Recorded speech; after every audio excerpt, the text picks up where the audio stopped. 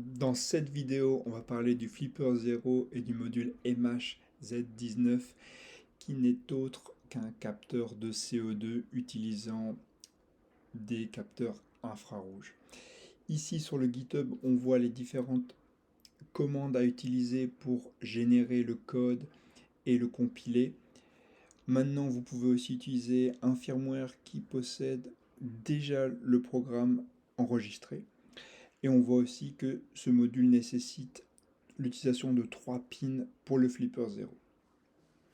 Maintenant, j'avais déjà utilisé ce module-là avec le module IoT qu'on voit à gauche, à savoir un M5 Stick type C. Et celui-ci dispose aussi d'une prototype board. Maintenant, j'ai pas encore réalisé une intégration poussée. J'ai effectué aussi la connexion à l'aide de câbles directement sur le M5 Stick. Et là, pour le Flipper Zero, je me demande aussi comment je vais procéder. Donc ici, il y a une prototype board.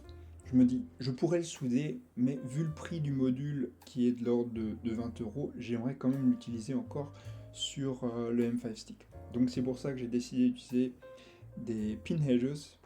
Maintenant, j'ai deux très longs pin headers dans ma commande et j'ai décidé de les couper.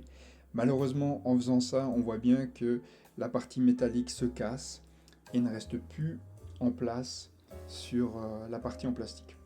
Donc là, c'est la séquence bricolage. J'utilise un pistolet à colle qui me permet de solidifier ces pins. Mais je vous recommande donc d'acheter, si vous décidez d'utiliser la même méthode, les pin headers en version 4 et 5 et pas de couper un qui est plus grand.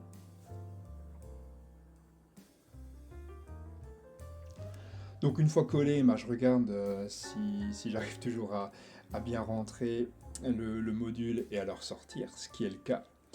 Et là, je viens regarder quel est l'emplacement que je vais vouloir utiliser sur la prototype board.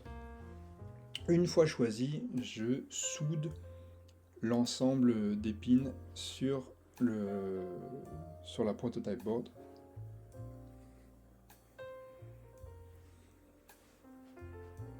Bon, donc c'est pour ça que je passe tout en accéléré, parce que c'est vrai que c'est pas la partie peut-être la plus intéressante, bien qu'il y ait la musique de fond dans cette vidéo. J'essaye un nouveau format qui me permettrait peut-être de réaliser des vidéos plus fréquemment. Une fois soudé, je décide donc de procéder à l'installation des pins qui vont venir s'installer sur le Flipper Zero. Alors là, je vois que j'ai beaucoup de difficultés à trouver une manière de les garder perpendiculaires et bien fixés sur la prototype board. Donc j'ai utilisé une breadboard où là j'essaie de garder de manière fixe avec un angle de 90 degrés la prototype board, et là j'utilise le Flipper Zero qui vient tenir en support.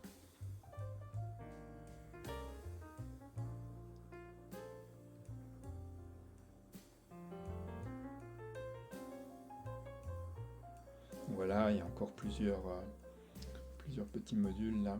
J'utilise donc un fer à souder Lidl, ce qui est pour moi un fer à souder premier prix, mais qui fonctionne relativement bien. Alors je suis pas un expert en soudure, loin de là, mais elle fonctionne. Par la suite, donc là, on vient de nouveau voir si tout rentre comme il faut sur le Flipper Zero. Ok. Donc maintenant, la prochaine étape, donc, c'est de souder les différents pins qui se connectent sur le Flipper Zero vers les pins du module. Donc à savoir ici le 5 volts.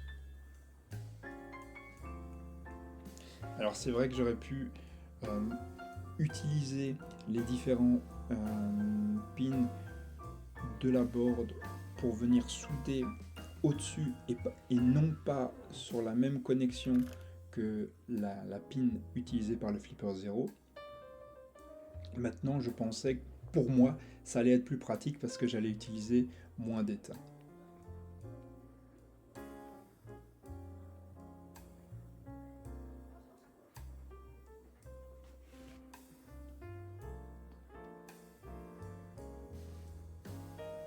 Là, donc, j'utilise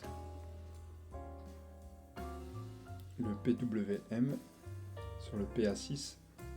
Et là, j'utilise la masse.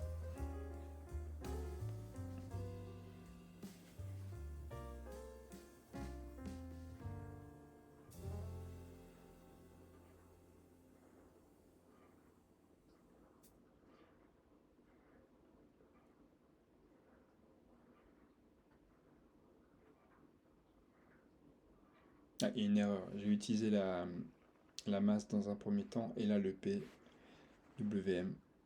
Donc une fois que tout est soudé, maintenant la partie démo, donc je lance l'application qui est dans la section GPIO.